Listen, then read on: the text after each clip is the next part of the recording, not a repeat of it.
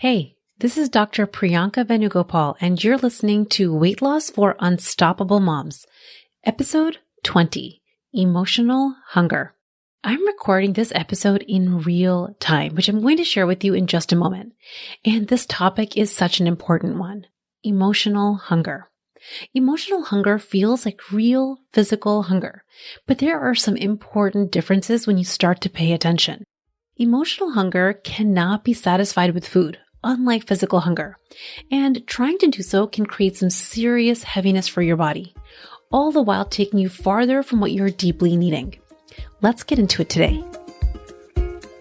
If you want to reach your ideal weight and create lightness for your body, you need to have simplicity, joy, and strategic decisions infused into your life. I'm a physician turned life and weight loss coach for ambitious working moms.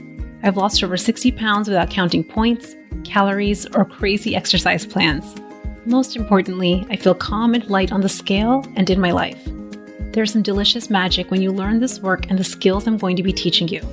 Ready? Let's get to it. Hey there, welcome back. I wanted to record this episode in real time while I was actually experiencing emotional hunger. Like in the actual experience of it, and really reflect on all of the lessons that I have learned over the past few years in my experience with emotional hunger. As I'm deep in the experience of emotional hunger right now, and as I've been reflecting on it, I realized that for the past many weeks and months, I have been on the go. There has been so much happening in my personal life and with my work. And I think that what many of us have a tendency to do is to get into problem solving, into creating solutions. And sometimes just the act of doing that can really naturally force us to bulldoze over our emotional experiences. And this might work from time to time for short periods of time, but what I have realized over the years and with my experience with emotional hunger is emotional hunger presents itself when we've been either ignoring or not bringing awareness or bulldozing or really not allowing and processing certain emotional experiences. Here's the very first thing that I have learned. Emotional hunger feels very, very similar to physical hunger. So it's so important for all of us to really intimately get to know the difference. Here are the differences that I have noticed. Physical hunger for me is much lower in my body. I notice it in my gut and my lower belly. And I can feel a certain kind of grumble when I actually get physically hungry. I have become intimately aware of the different levels of hunger in my body. I know what a whisper of hunger feels like, or when I have a real grumble ready to eat, or even when I get ravenously hungry. I'm deeply aware of how my body physically feels and the sensations and cues she's giving me in real time when she wants to have food for fuel. And this has been incredibly important for me and really one of the most powerful tools that we have at our disposal all the time to lose weight or to maintain it with ease. It's actually really one of the core reasons that I have it as a part of my free resource, the Power Start Weight Loss Guide, because really understanding and knowing how to engage with different levels of physical hunger is one of the most powerful things that you'll always have. If you haven't yet gotten your free guide, I highly recommend that you go grab it at theunstoppablemombrain.com/power. So physical hunger, we can get to know the different levels of sensations and really start to identify where in your body you start to feel it. The other difference that I have noticed with physical hunger is that she's fairly easily satisfied with food. She dissipates easily and she eventually goes away. This is very, very different from the experience of emotional hunger. I experience emotional hunger much higher in my body. So at the top of my stomach or gut maybe, but a lot more in my chest and even up to my throat. There is this like empty, hollow, heavy sensation that lingers and it has a texture of hunger. Like I truly feel like maybe I'm hungry. I notice this desire to eat, to try to fill it up and make it go away. But no matter how much I eat, the sensation doesn't go away. So that is emotional hunger. I've had my personal fair share of experiences with both physical and emotional hunger. And I would say that over the course of the past few years, I have really intimately gotten to understand what it is that emotional hunger visits us for in the first place. So in my experience with emotional hunger and all of the things that I have tried, I will tell you that I have eaten a lot to try to fill that void. And here's what I've discovered. The closest that I have come to feeling that hollow sensation is maybe just a few moments of respite.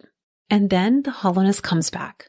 Food cannot and does not ever solve it. And it cannot actually fill that hollow sensation that I'm talking about.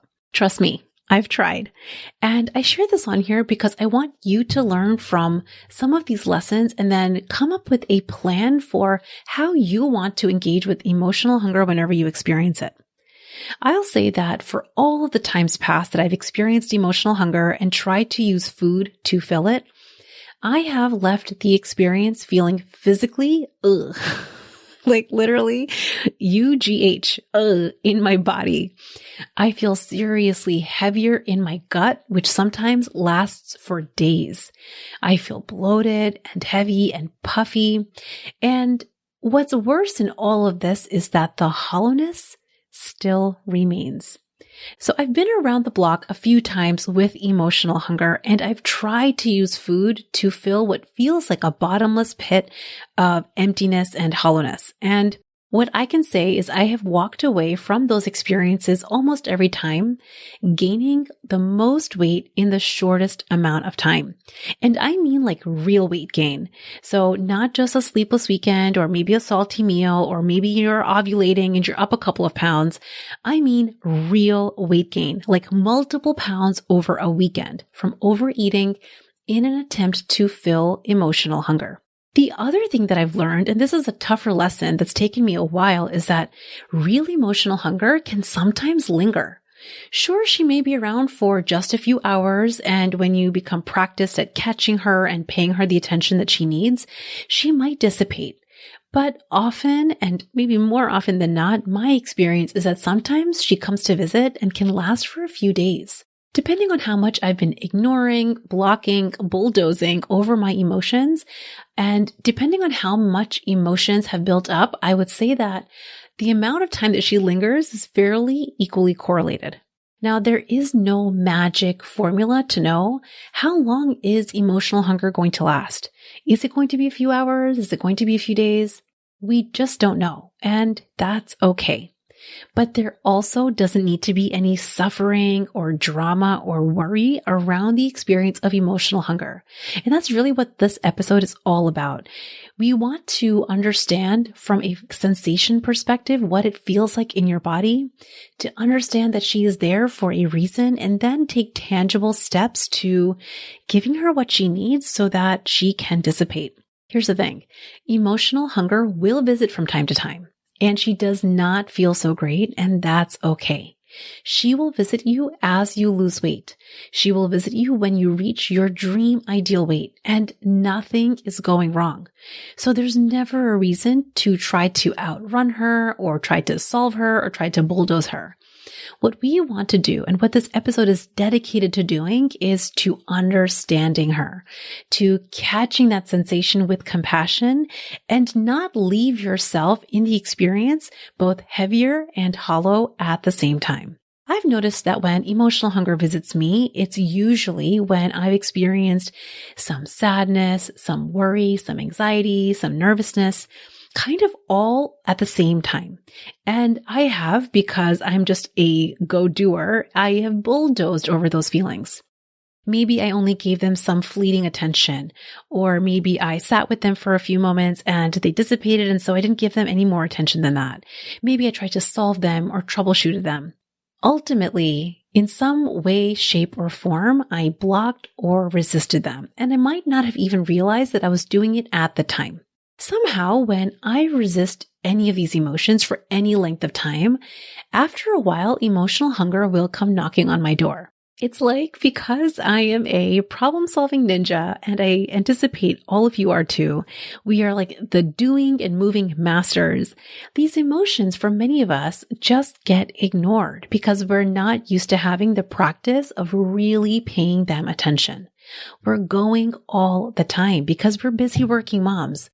And I'm able to maintain this until at some point we start to experience overwhelm. I think that for me, what I've noticed is that overwhelm comes in so many flavors. There could be just an overwhelm of tasks. There could be overthinking, which is something I'm extremely guilty of doing. There could be an overwhelm of things to do and an overwhelm of the goals that you have set. For me, it could also be an overwhelm of many emotions at the same time. It's like when we spend a lot of our time thinking a lot about yesterdays and tomorrows. And when we have that experience, we start to ruminate about yesterday and worry about tomorrow. It's like a deluge of emotions starts to overtake us. It's like one of those, those rubber band balls or like a ball of yarn. It's like all of these rubber bands kind of scrunched up and mixed up together that we haven't really been paying attention to. And eventually the rubber band ball is like, we need to pay me some attention. I want you to think about what emotional hunger is like for you. What is the experience that you have in your body? And just like the Power Start Guide walks you through the steps of understanding physical hunger, I want you to take a few moments here to get familiar and almost scientific and describe what emotional hunger feels like in your body. So for me, it feels like a heaviness and a hollowness in my chest, my upper gut, it goes up to my throat, and it doesn't get satisfied with food. I've noticed whenever I experience emotional hunger, I rarely actually feel hungry in my lower gut, in my stomach at all. So our very first piece together is to just understand and recognize the difference. And this brings me really to this very first step, is just naming it and noticing it and observing it is going to give you space to really take action on the next few steps that we're going to talk about. And then the next piece of this is to give yourself permission to do whatever you want. I know, I can't believe I'm even saying this, but I'm saying it. If you want to go to town through the pantry and your fridge on all the food, give yourself permission and own it. Don't judge or shame or blame yourself. But you can also equally give yourself permission to not use food to fill that hollow void, because food can never actually fill it. What I would say on this episode and between you and me is that choosing the latter is possible and it comes with practice. And choosing the latter is what has allowed me to free myself of emotional hunger faster and lighter. Now, if you ask me, Priyanka, so how did you actually start to piece this together, to learn the steps and to understand how to overcome emotional hunger? My most simple answer would honestly be coaching. Now, coaching doesn't take away sadness or worry or anxiety or nervousness, but it does give you the tools to more masterfully navigate your human experience of them, to unpack those emotions, to take that rubber band ball and pull out one rubber band at a time. And then to allow yourself being present in the moment to navigate what you want your experience to be. This last time that I took this pause, caught myself in the bag of M&Ms and sat down and really asked myself, hey, what's going on? So much started to come up when I started writing on what it was that was creating my experience and how much I have been trying to muscle and hustle myself through over the past few weeks and months when it comes to this move in my personal life. This in itself is the start of a self-coaching practice. It starts with the very first tool that I taught you in episode 1, the narrator tool. A simple question which starts with, what am I telling myself that is making me feel this way? And this question for me has been incredibly powerful to answer. The practice of self-coaching or being coached is what has leveled up my awareness and observation so I can see where I'm blocking myself or where I am feeling resistant to an emotional experience. And then just the process of being coached or self-coached creates a small shift. And honestly, sometimes it is just that small shift that my emotional hunger needs to be satisfied. Sometimes though, that is not enough. And this is what brings me to the next piece of what I have discovered and decided to really engage with my own emotional hunger around. Know when it's okay to take a break, like actually take a rest from your goals. For example, with weight loss, sure, you want to reach your ideal weight and you're in the car and you're driving to the land of forever weight loss. I want you to imagine that you get free rein to really decide when you want to stop for gas, or if you're driving electric, when you want to take a pit stop. Knowing that you are in a state of emotional hunger and you want to just take a pause means deciding that you can also pause on losing weight. And this doesn't also mean that you go start eating all the things, right? Taking a pit stop means that you can just maintain. Practice being with yourself and befriending yourself in that emotional experience, similar to what we discussed in episode 12. I find that when we are experiencing emotional hunger and we add on a really big goal like losing weight, sometimes the goal backfires. And I think that it's the perfect time. It's our body trying to slow us down to teach us, hey, we need a pit stop. So I want you to think about what it would feel like for you to take a break, to slow down and to take a pit stop. You aren't going backwards. You aren't throwing anything away, and you don't have to gain any of the weight back. Just pause and maintain for as long as you choose. And just giving yourself this permission to take a rest, to take a pit stop might be enough. It might be just enough where the emotional hunger and your body feels heard and listened to. Sometimes though, we need more, and this pause and pit stop and this agreement with ourselves isn't enough to satisfy emotional hunger. So today, what I want to invite you to do is to join me in making a personal self-soothing plan whenever you notice yourself experiencing emotional hunger. The very first thing that we've already talked about on this episode is to pause. And the next thing I want to bring your attention to is to bring yourself to this present moment. I find that overwhelm of emotions and having that rubber band ball of emotions, which often leads to emotional hunger, is because we are so occupied by like a deluge of thoughts, ruminating about yesterday and worrying about tomorrow. Sometimes it takes us completely out of the present moment, which can be the very first step to simplifying that rubber band ball to one simple rubber band. So now we've noticed that we are in emotional hunger. We've named it. We've taken a pause and we've brought ourselves to this present moment. And now we get to implement a self-soothing plan. I like to categorize self-soothing techniques as actions that we can take to relax our nervous system and to really allow and help emotions move through our body more simply, and really to give our body a break. I like to break up self-soothing techniques into 3 categories.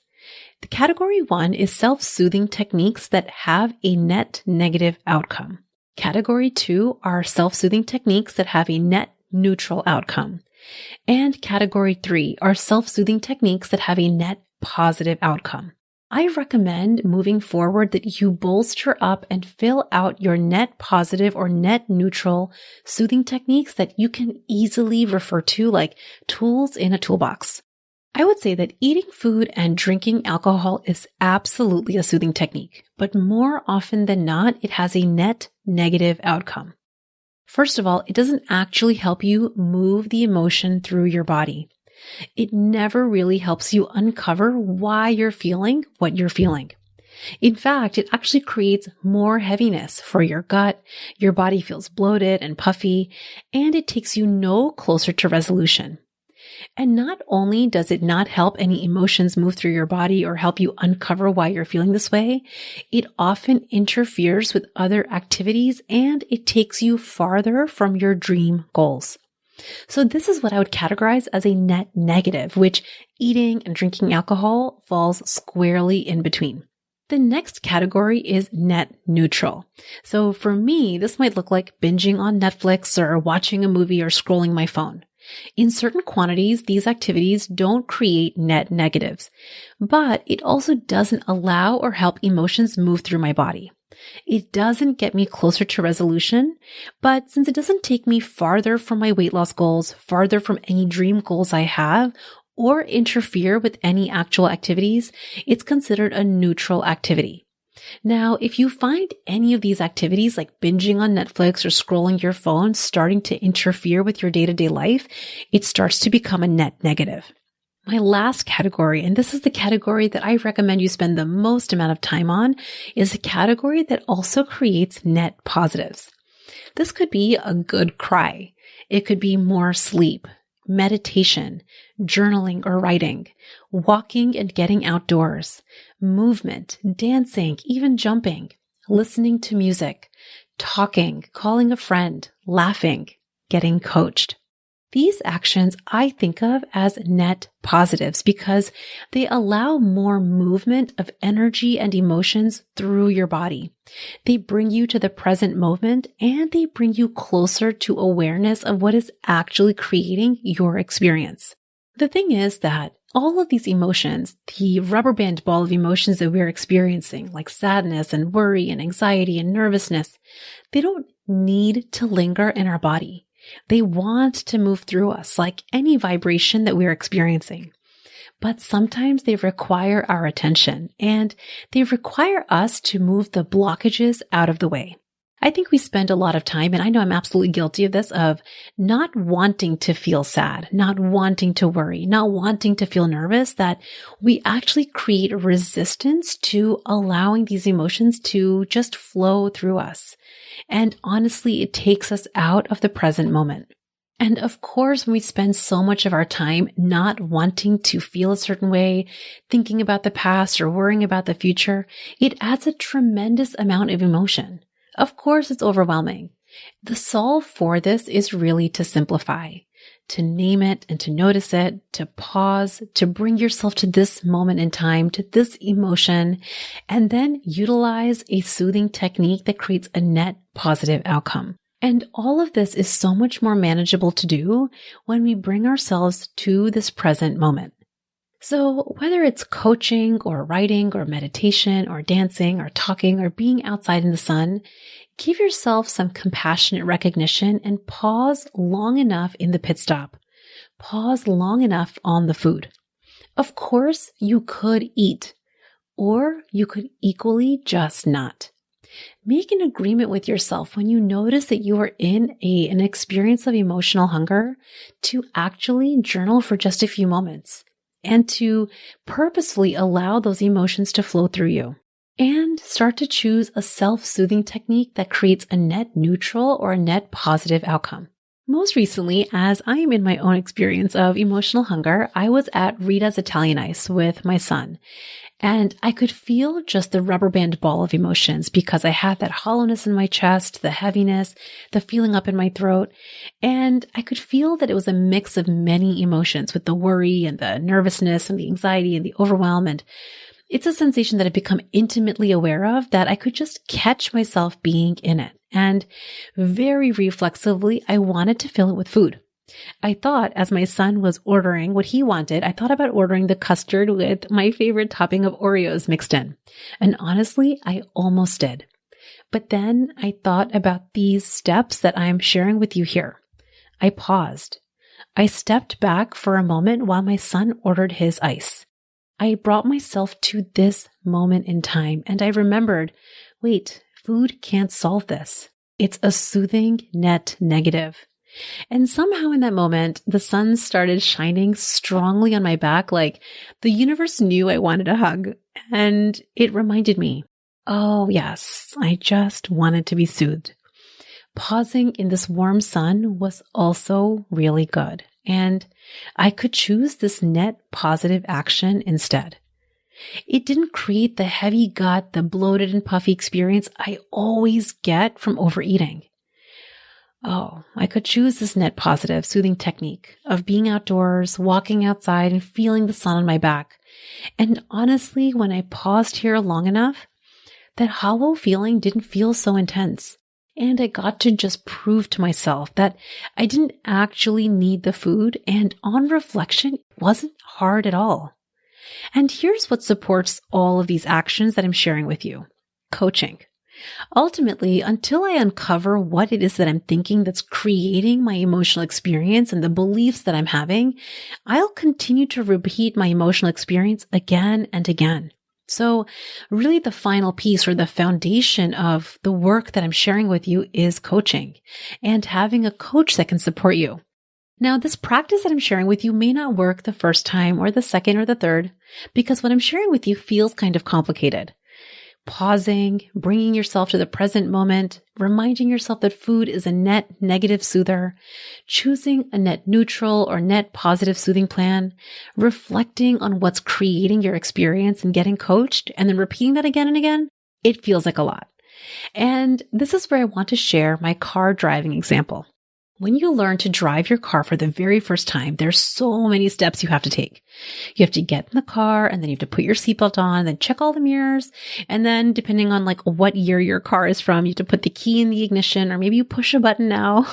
Then you look around, make sure that the other passengers in the car maybe have their seatbelts on and like the baby's buckled in. And then maybe you want to put the air conditioning on or the heat.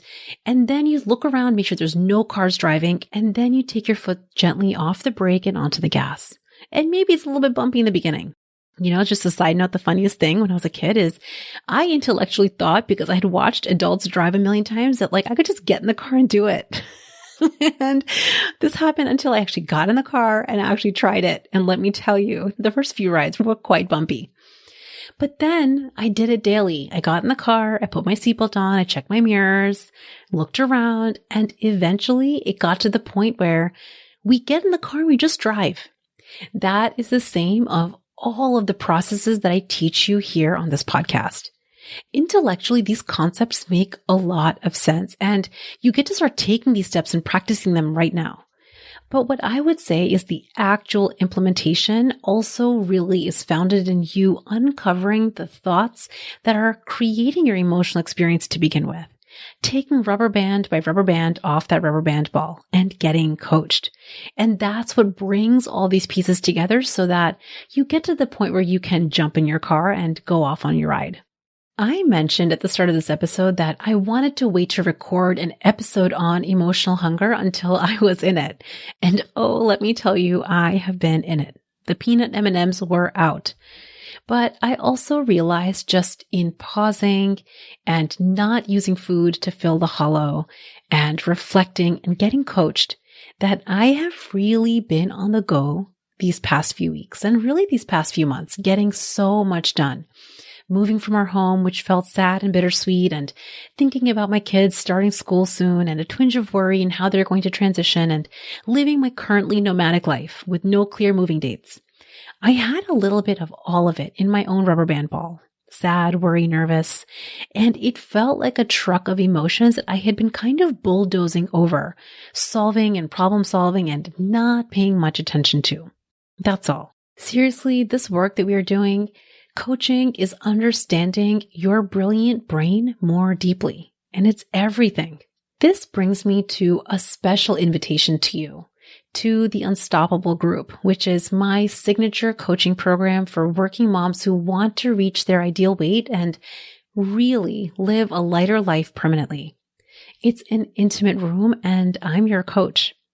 This is a room of truly amazing women who want and care about the same things, where you're surrounded by other working moms who have similar goals. And I think that the energy of this room is infectious and naturally adds a fire to your own commitment. We take the intellectual concepts that you have been learning here and we commit to real life implementation over 6 months together. If you're listening to this in real time, the next group is starting on September 18th, 2022, and enrollment to claim your spot is opening soon. You can get all of the details and even join the early access list over at theunstoppablemombrain.com/group. There's even a button there that you can click to join the early access list, and you'll be the very first to have access to claim your spot in this coaching container. I hope that today's deeper dive and exploration into emotional hunger was helpful. It's taking some of what we've discussed back in episodes 11 and 12 around emotions and eating and overeating and taking it to a deeper layer that I thought was incredibly valuable for you to learn about. I know that I have had my fair share of experiences with emotional hunger, and what I wanted to share with you is that experiencing emotional hunger doesn't have to be a problem, and it doesn't have to be dramatic ever again. It can just be a sensation that comes to visit you every now and then as a gentle reminder, hey, pay attention. There's something here that we are bulldozing over. I love you all, my friends. I hope you let the sun hug you well today. I'll see you next week. Friends, you have been hearing me talk all about sustainable and simple weight loss, and I want to point you to a free video series that I have created just for you. It's called the Power Start Weight Loss Guide, which teaches you the most powerful and simple tools inside my unstoppable process. I talk about hunger and satiety often, but I also hear the question, but how exactly do I do this? This series is the answer. You're going to get all 3 videos on one page, and it's going to take you about 30 minutes to get through these videos, which will really take you through the basics and get a feel for how this work works. Once you sign up, you're going to get instant access. Plus, when you sign up for the Power Start Guide, you're going to get a short series of emails that's going to guide you through the specific obstacles that I have experienced and seen my clients experienced. And then we're going to walk through exactly how to overcome them. You can get your Power Start Weight Loss Guide over at theunstoppablemombrain.com/power. I am so excited for you to bring this into your life and start implementing some of these tools today. I'll see you next week.